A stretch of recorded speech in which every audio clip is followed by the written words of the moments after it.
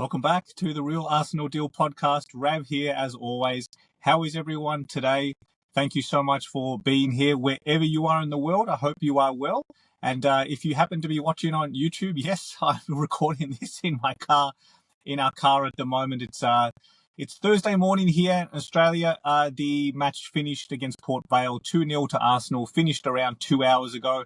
So I've got a little bit of time. I thought I brought my equipment just to punch out a quick recording, quick match thoughts in between kids drop-offs and that sort of stuff before I need to get back and off to the next activity. So Arsenal win 2-0, a fairly comfortable victory in the end. I mean, it's one of those things, right? It's job done.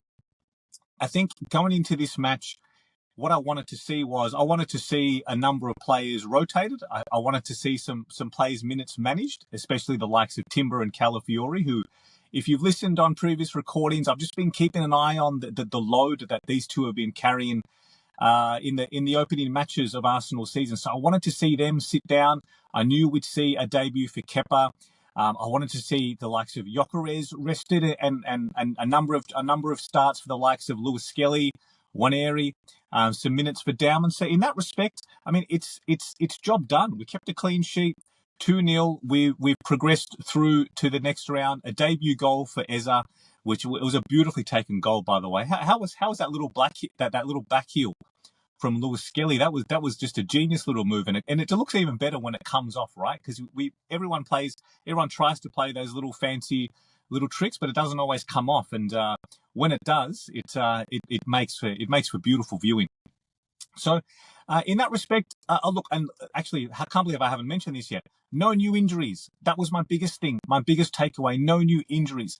The part that actually had me most tense in this match, and maybe it speaks to my mindset, but I didn't feel particularly troubled by Port Vale. And let's be honest, I mean, we got to put these teams away, right? We should be advancing against these lower league teams. I mean, that's basically given. But the part that got me most tense was early in the second half when Saka got crunched. When he was on the deck, there was one particular image where he was lying on the deck. He wasn't really moving that much. He was sort of clutching his lower leg. And the broadcast feed here, I'm not sure if it's the same globally, but the broadcast feed here, as I was watching in bed on my iPad, was Arteta and Stuyvenberg on the sidelines, both they had their hands on their chin, and they were just looking really worried, almost to the point where maybe they've been given some information on the field relayed, or things were particularly bad. It was looking pretty grim. But thankfully, he got up.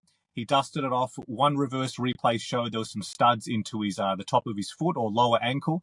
And I was thinking, can you imagine that fallout? Imagine the headlines that Saka gets injured, severely injured again so soon after returning in a match away in the League Cup. I mean, it almost writes itself, right? Thankfully, it wasn't too severe at all. He dusted himself off, played a little bit longer before Arteta made the change for young Max Dowman to come on and get a really good solid chunk of time.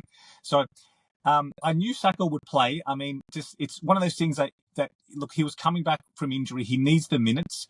We've got a massive match this weekend against Newcastle. Madueke is injured, unfortunately, looking like up to 8 weeks out, according to Ornstein. Although Arteta's press conference, he looked a lot more upbeat around that. I mean, he's never going to put a time frame on it, never going to give that sort of information out. But maybe it's not going to be as long. Maybe it can just be a few weeks less. But the point I'm trying to make is Saka needs minutes. He's going to start at St James's Park.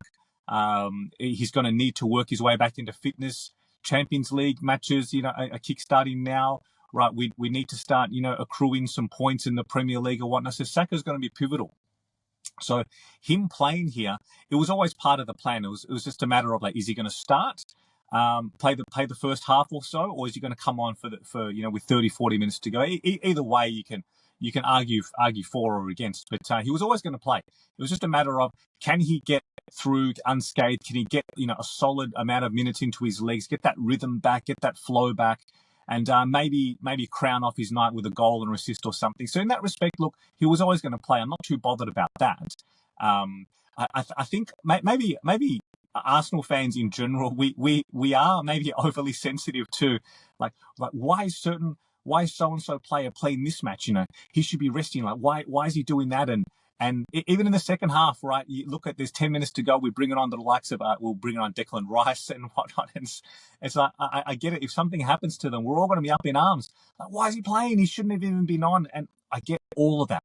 If there's one thing that we are well accustomed to now from Mikel Arteta, is that he's going to play them. He's even the last season or two when we haven't had the same.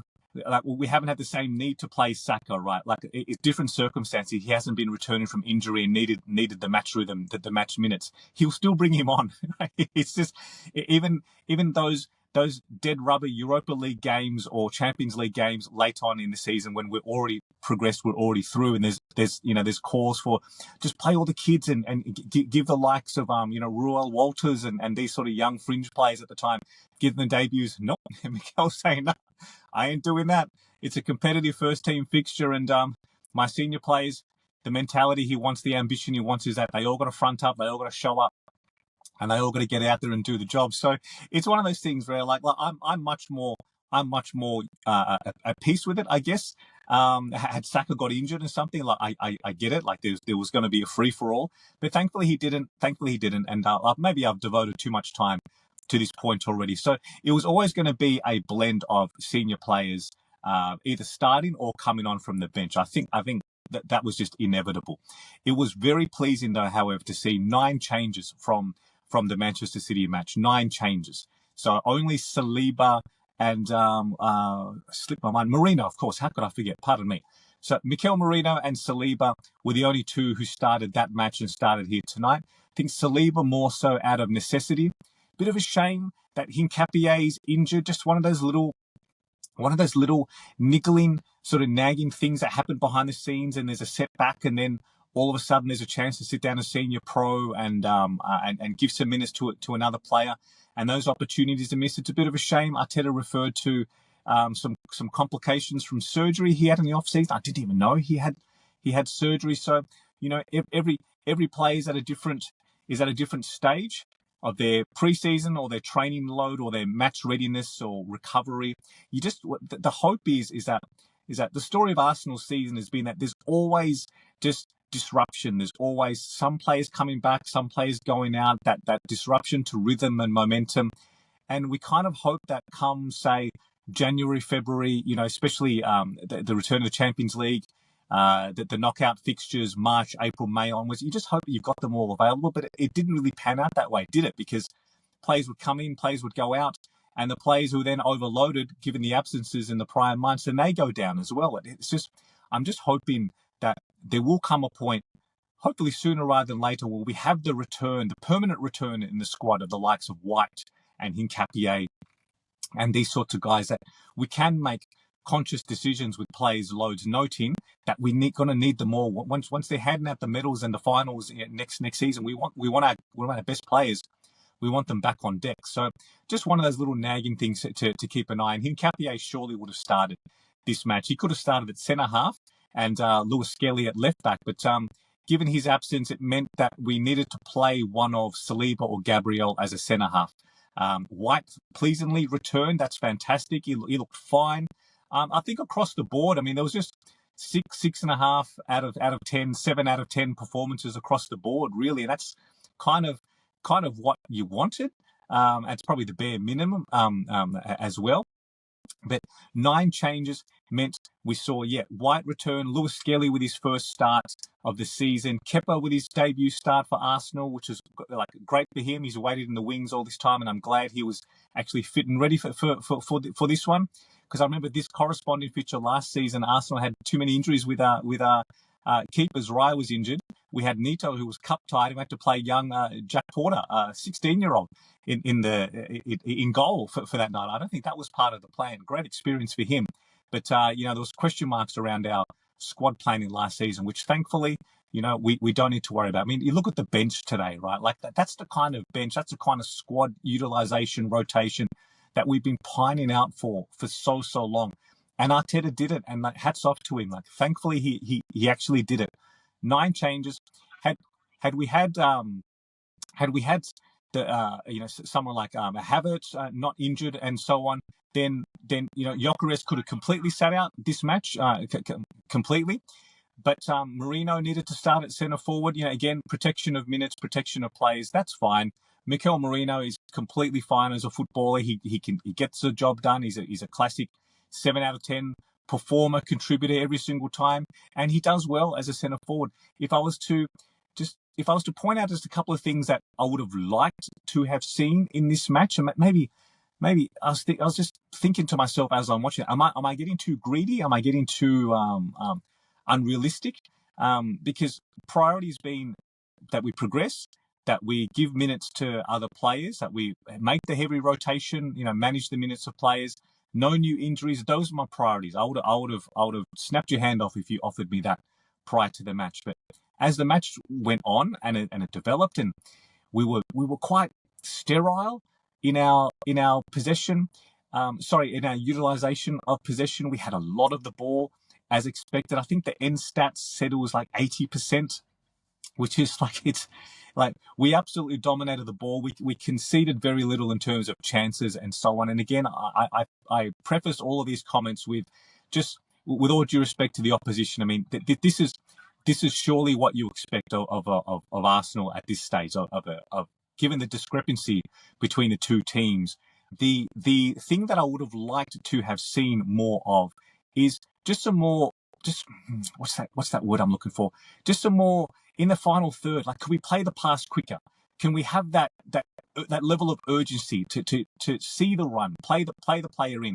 Maybe I know we attempted a lot of dribbles and they all didn't really come off, but I would have liked to see more early balls, more early passing. We saw a return at a few moments as well of that dreaded horseshoe of death. It was doing my head in a little bit a few times, but again, coming back to what I said at the start, no new injuries. We had some fresh players coming in, a few players making their debut, their first starts for the season. So am I getting too greedy? I mean, please, I'd love to hear your thoughts. I mean, if you watched the match, what were you thinking as this went on? Because we had large chunks of time where we dominated the ball, but we didn't really have much to show for it. I don't have the stats in front of me, but it was a long time after Eze's goal that we even registered a shot on target. It's just one of those things where, like, could Arsenal do more in certain moments, in certain positions? Well, I think the answer is yes. That's even accounting for all the reasons and the rationale that I put forward before about this match and seeing them off and just killing the game off, all of that. I can't help but feel that given the attacking talent on the pitch, given this is the first time we've seen Eze and Nwaneri play as a midfield trio, like on paper, this looks like a fantastic lineup, a very attacking lineup. It just instinctively I thought we're going to see more. That was just my feeling from it. Maybe I'm being too outlandish here, but please, I'd love to hear what you have to think. Or it's one of those things as well. In the back of my head, I was also noting that had we achieved what we wanted to achieve, and say this weekend we go to Newcastle, and some of the players who had like Saka and whatnot, who have some good minutes, some good match fitness in their legs, and we go and do them at St James's Park, are we even going to care? We're probably not going to care. In a week's time, I'm probably going to forget about this match. I would actually say over the course of the day, this is one of the reasons I wanted to get the recording out so soon this morning, is that over the course of the day, I'm probably going to forget this match. If I tried to record this tomorrow, it wasn't a particularly memorable a game, or there isn't really too much else to discuss. It had a bit of a pre-season feel about it in terms of trying to try new players, resting some other players, protecting them. We had one eye on the weekend in the Premier League, so it had that bit of feel to it. So, are we even going to care too much? Probably not. I can even find, like, as I'm talking more and more now, my care factor about the shots on target, and like to have seen more during certain stages in the first, second half in moments. I'm not particularly bothered. In a way, I've just kind of talked myself out of that feeling. And look, I've said it many, many times.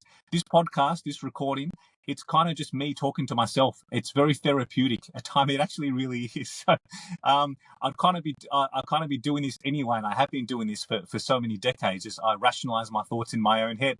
So only this year have I decided to get a microphone and get a recording and put it out there. So, in that respect, you're doing me a favor by listening to my own self therapy. So, look, it's one of those things where if you agree or disagree, I'd love to hear how you think. But my mileage is kind of in the non-care factor stage about certain things. Now, I also have to say that it's relevant. It's relative to the match.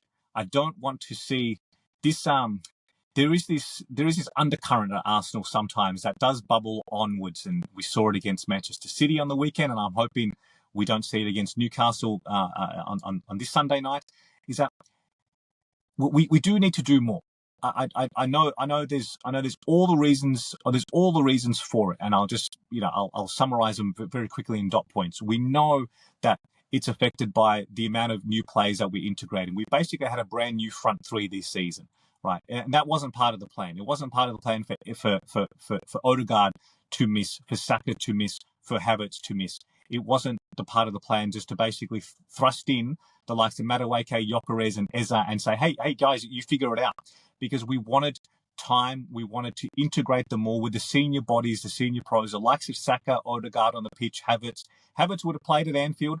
He would have started against Manchester City. I'm sure of it. So this hasn't been part of the plan. So I know that Arsenal's difficulty in creating open play chances and converting our large possession-based football into genuine chances, goals. Right, I understand there's genuine factors contributing to that. At the same time, as well, I do believe there's a valid point to be made to say that during moments of Arsenal being on top, we can and should be doing more. We can play. Sometimes it's as simple as play that early pass. We see what happens. We saw it again today. What a beautiful, I haven't even mentioned this yet, pardon me, but what a beautiful ball from Saliba. He's got that in his locker. Right? He played the ball over the top. The first touch from Trossard is just beautifully done. Cushions it, takes all the pace out of the ball, and then from there he's just got to pick his spot. Does he want to go to the right, to the left? He's a killer in that situation, and just shows that the real worth, the genuine worth once again of Trossard coming off the bench, impacting the game. His stats, I say this every time. His stats, I've got to look this up now. His statistics coming off the bench in terms of goals and assists, in terms of all-time Arsenal, it's got to be right up there. I cannot recall off the top of my head someone consistently contributing at that level, consistently as well. He's just great to have on off the bench. And again, I without looking back too much, that was one of my regrets with that selection, that lineup against Manchester City. I do believe Eza should have started on the left, and we had Trossard to come on late. Imagine bringing Trossard and Martinelli on late. As a pairing, look what they can do. Both of them in their own right have shown their worth. I mean, it's just such a great asset for Arsenal to have and to be utilised in the correct way. So Trossard came on and did Trossard things. It's fantastic. It's excellent to see. We're going to need him. We're going to need Martinelli. We need them in goal-scoring form, goal-scoring touch, because goals are a bit difficult to come by at the moment for Arsenal.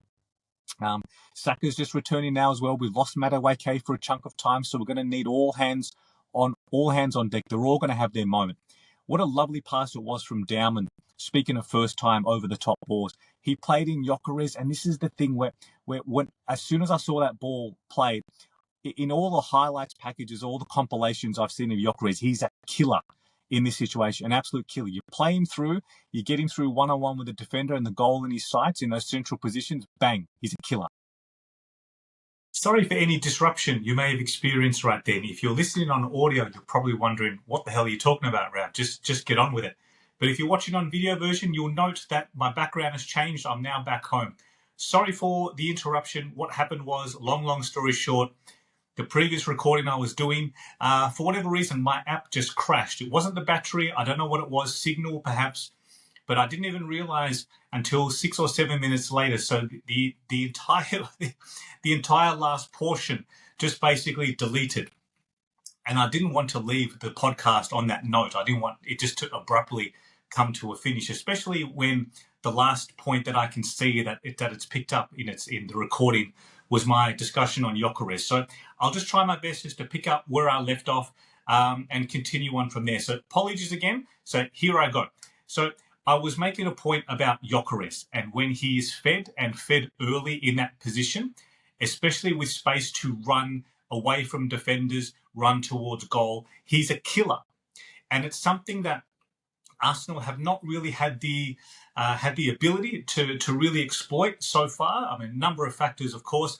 We don't often play teams with that much space. They defend deep, right? They sit in very, very deep. He doesn't have the space that he does against teams who play a higher line. So I reckon in the wash-up, when Gyökeres looks at that chance and when he's talking to Mikel about it and the coaching staff, they're all going to come to a pretty quick consensus that he should have taken the shot.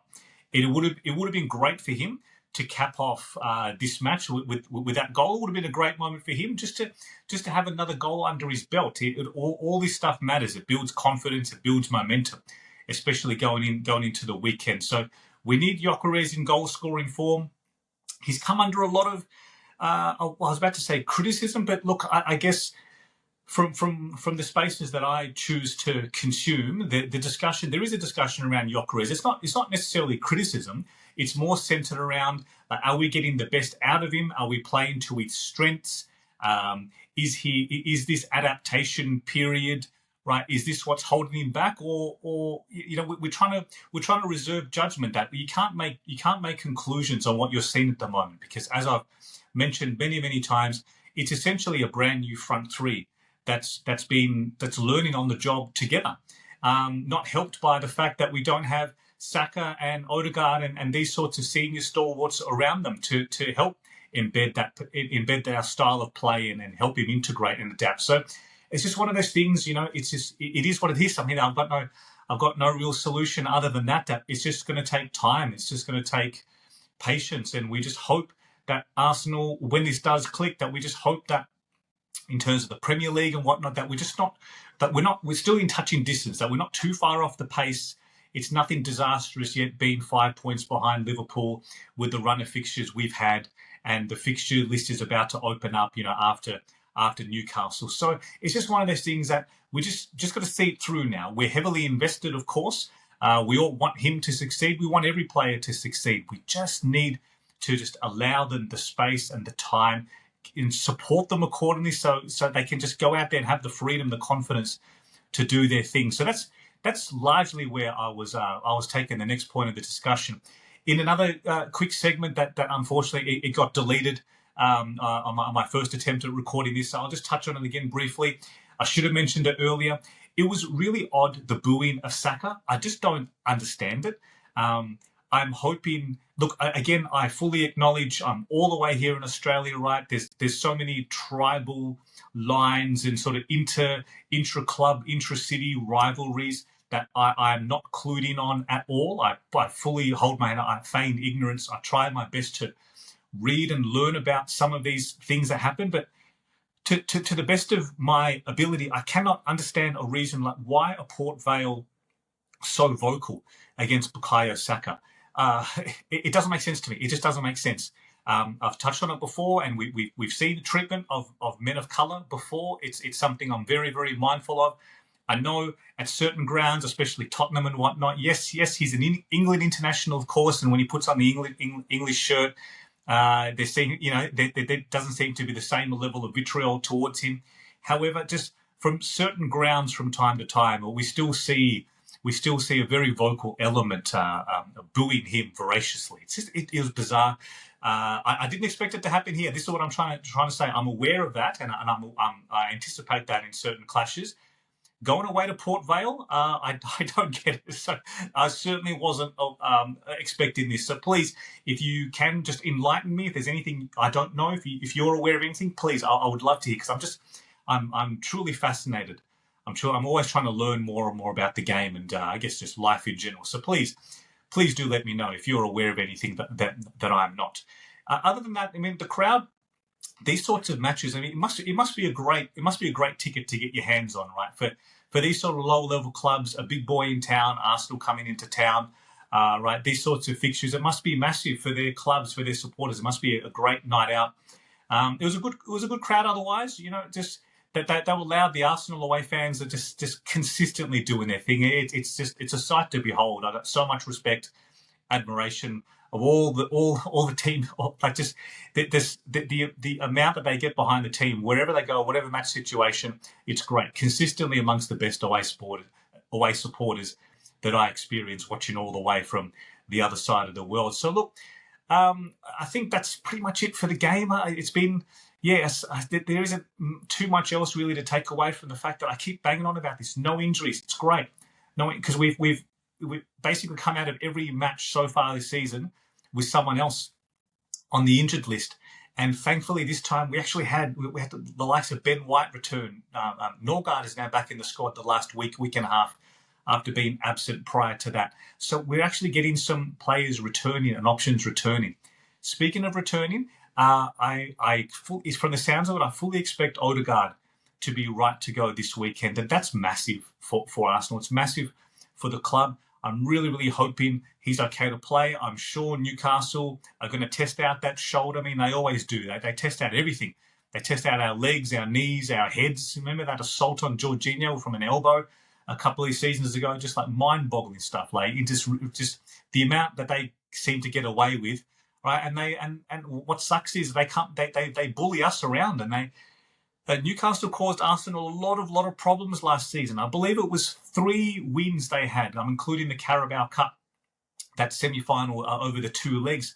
They've come and done the job against us, and their fans had a day out at the Emirates that season. The way they were singing and dancing, and they've rubbed our noses in it too. And there's always a bit of extra feeling, a bit of extra spite in these sorts of matches. It's actually with that in mind that I know coming into this summer there was still. There probably is a still large contingent thinking that we should have gone all in for Isak. For me, it never really seemed a reality because I just don't think there's a good relationship between the good clubs for this and many other reasons. I just never saw it. I just never saw it happening. So for me, it was never a thing for me, unfortunately, because Isak is like a ridiculous good player. I'm glad he's not there this weekend because he sure as hell causes us a lot of problems too, as he did in that League Cup semi-final across the 2 legs. And I'm glad we played Liverpool without him as well, right? So I'm taking some small positives, amongst these little things. So heading into this weekend, it really is I think it's a must-win. It sounds pretty silly to say that. We're still in September. I know that. I just don't think we can afford another loss. I mean, a draw in isolation, would it be the worst result? Look, in isolation, no, because we've lost there the last consecutive seasons, 2 seasons in a row. So to come away with a point, sure, in isolation, that's not such a bad thing. However, in the grand scheme of things, I'm really, really hoping for a win. I think we owe them, especially after losing away to Liverpool and then drawing against City. I don't think we can just come out of 1 point from 9 from those 3 fixtures in this opening period. I don't think that's a good return for a team with the aspirations that we most certainly do. So 4 points from that return, I think it's much better. And I'm just hoping we can go there and get the job done. So on that note, what I will do, I will bring this one to a close. Thank you so much for putting up with the technical difficulties and for sticking this through. I'll be back on closer to the match to talk more about Newcastle, and I'm just really hoping. I'm getting fired up now just thinking about it. I'm hoping we go there and I hope we go there and do it. Basically, that's what I'm trying to say. So thank you as always, everyone who consistently listens. It's so much appreciated by me. Just an amateur podcaster here, stay-at-home dad, just having a crack on the microphone. I love all this feedback and support I get. You guys are amazing, truly wonderful to me. And thank you for sticking with me over the course of the year. So if you will be kind enough, please, to like and subscribe on YouTube. If you're listening on Apple or Spotify, a review really does help. That would help me out so much as you finish this recording. If you can pop into your ratings and give me a 5-star review, if you'd be so kind, that would be a huge boost to my little venture here. So thank you so much as always. Look after yourselves. Stay safe. Look, reach out if you need anything. If I can be of any support, please reach out to your circle of trusted friends and loved ones. And let's just try and get through all this together.